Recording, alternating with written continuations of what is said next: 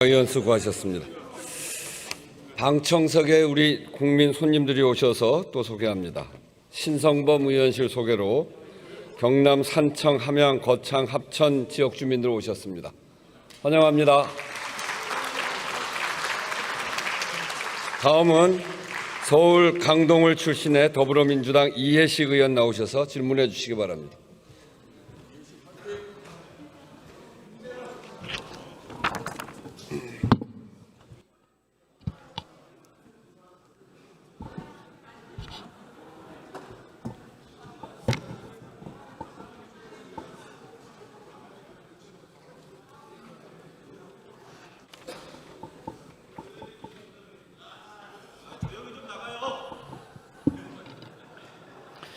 존경하는 국민 여러분, 우원식 국회의장과 선배 동료 의원 여러분, 김민석 국무총리를 비롯한 국무위원 여러분, 서울 강동구을 출신 더불어민주당 이해식 의원입니다.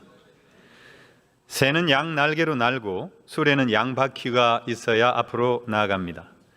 12.3 내란 이후 우리 사회는 점차 정상으로 회복되고 있는 중이지만 정치는 양쪽 중 한쪽이 스스로 파멸의 절벽을 향해 가속 페달을 밟고 있는 형국이어서 심각하게 뒤뚱거리고 있습니다. 저는 국민의힘이 하루빨리 내란의 강을 건너 건전하고 합리적인 보수 정당으로서의 면모를 되찾기 바라는 간절한 마음에서 오늘 질문을 하고자 합니다. 법무부 장관께서는 발언대로 나와주시기 바랍니다.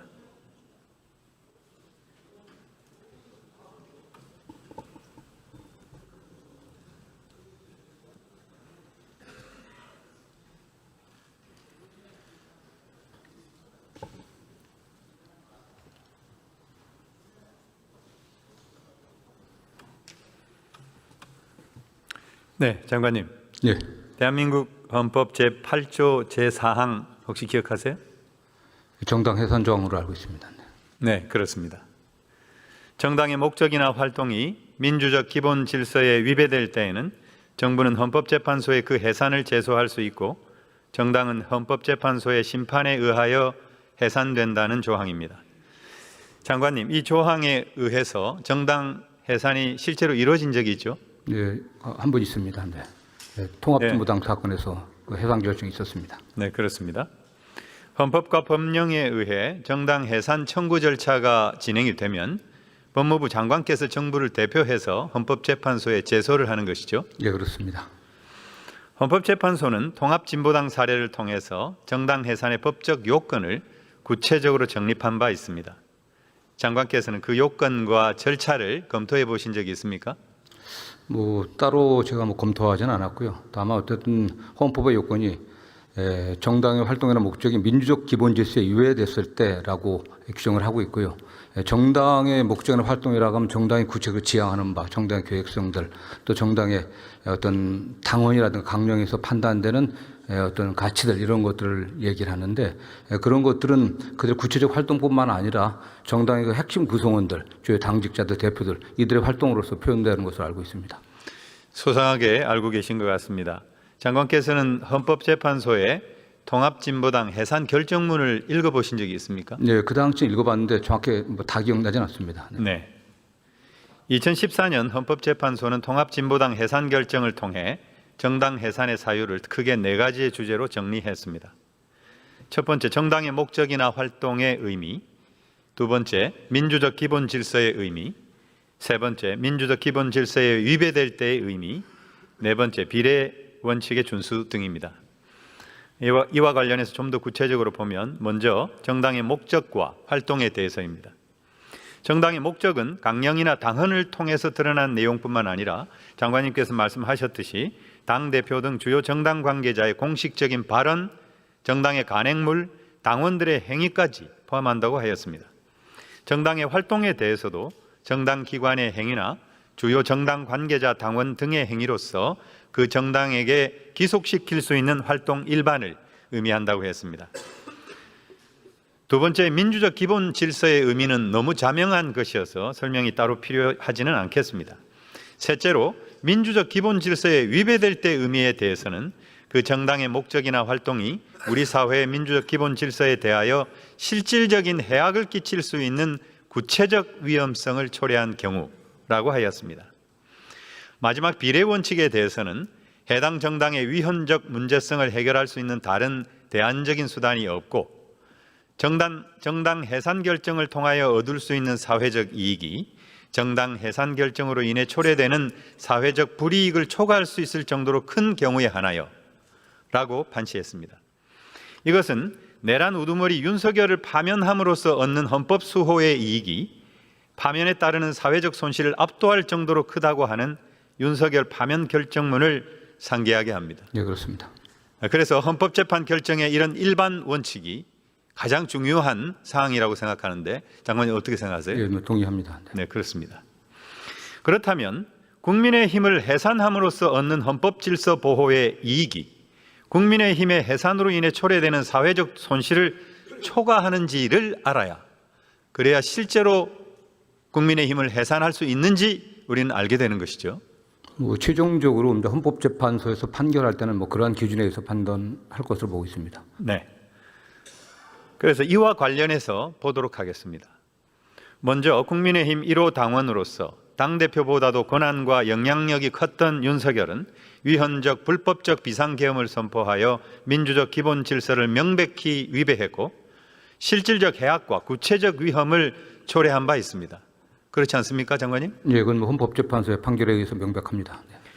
국회에서의 계엄 해제 의결에 대해서는 국민의힘 추경호 의원 등 원내대표단이 조직적으로 방해한 것으로 추정이 되고 이로 인해 국민의힘 국회의원 83%인 89명이 표결에 불참하여 사실상 계엄을 옹호, 방치하는 실질적 해악과 구체적 위험을 초래했습니다.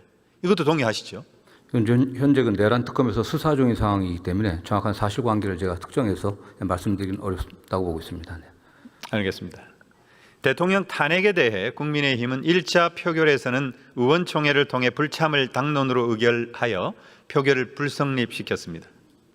2차 표결에서는 반대를 당론으로 의결해서 국민의힘 국회의원 79%인 85명이 반대 표결을 했습니다. 계엄을 실행한 대통령을 옹호, 방탄하는 민주적 기본 질서에 반하는 국민 배신 행위를 저질렀다. 저는 이렇게 판단합니다.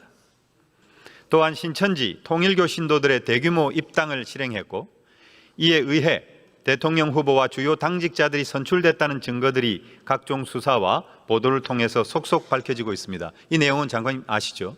네, 이런 내용들이 언론 보도를 통해서 저희가 듣고는 있지만 내란 특검에서 지금 수사 중이기 때문에 추후에 사실관계가 좀 밝혀져야 될 것으로 보고 있습니다. 네. 헌법 제20조 제2항의 정교 분리 원칙에 정면으로 반하는 민주적 기본 질서 위배입니다. 또한 명태균 등에 의한 허위 조작 여론조사와 윤석열, 김건희의 불법적 당무 개입에 의해 당직자와 선출직 공직자 선출과 관련한 정당의 민주적 의사결정 기능이 심각하게 마비되고 훼손된 것으로 보여서 정당 해산 결정 이외에 위헌성을 해결할 수 있는 대안적 수단이 없어 보입니다. 이 문제에 대해서도 같은 답변을 하시겠죠, 장관님? 예, 제가 지금 확정적으로 답변할 수 없는 사안 같습니다. 네. 다음으로 국민의힘 주요 인사들의 내란 옹호 행위는 일일이 열거하기가 힘들 정도로 차고도 넘칩니다. 몇 가지만 살펴보겠습니다.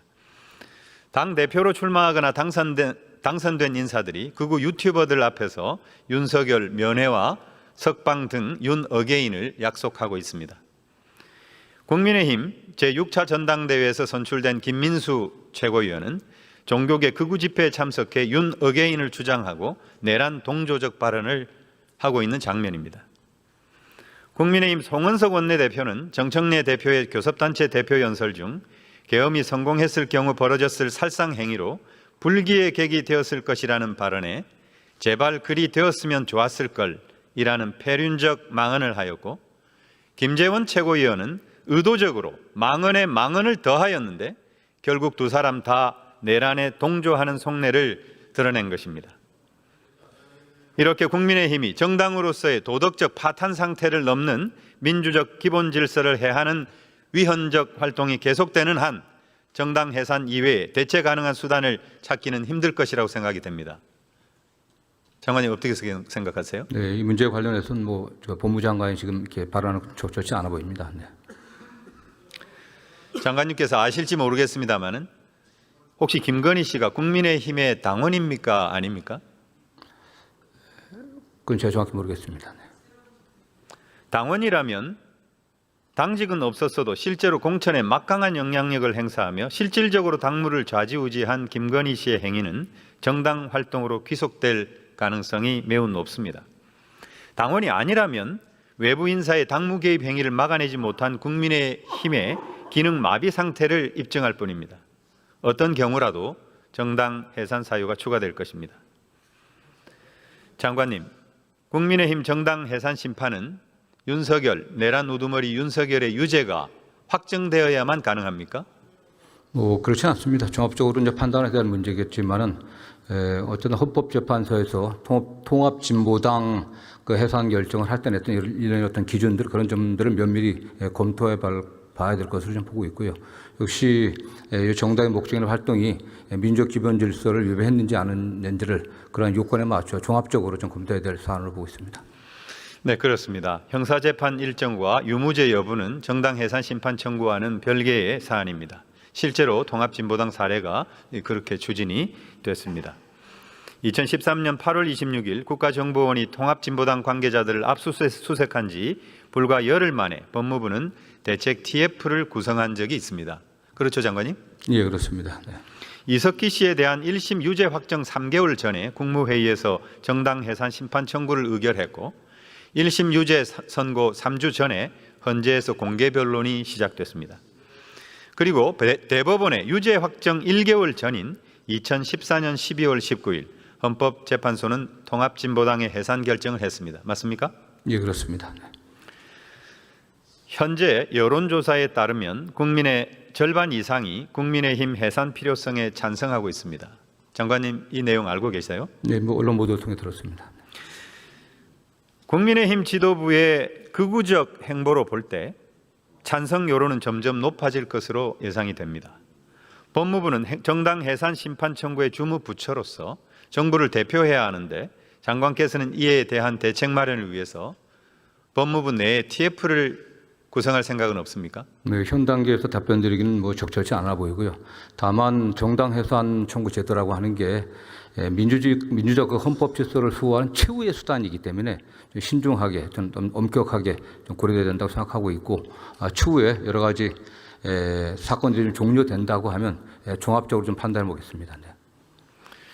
네, 윤석열에 의해 저질러진 내란은 너무나도 명백하고 내란에 동조해온 국민의힘 상당수 의원들과 당직자와 당원들의 존재도 분명합니다.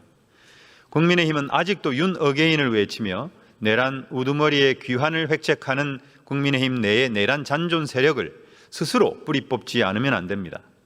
뼈를 깎는 참회와 반성, 공식적인 대국민 사과, 윤석열을 비롯한 내란 세력과의 철저한 절연, 건전한 보수로서의 자기 혁신과 개과천선, 환골 탈퇴에 나서지 않는 한 국민의힘의 미래는 없다고 생각합니다.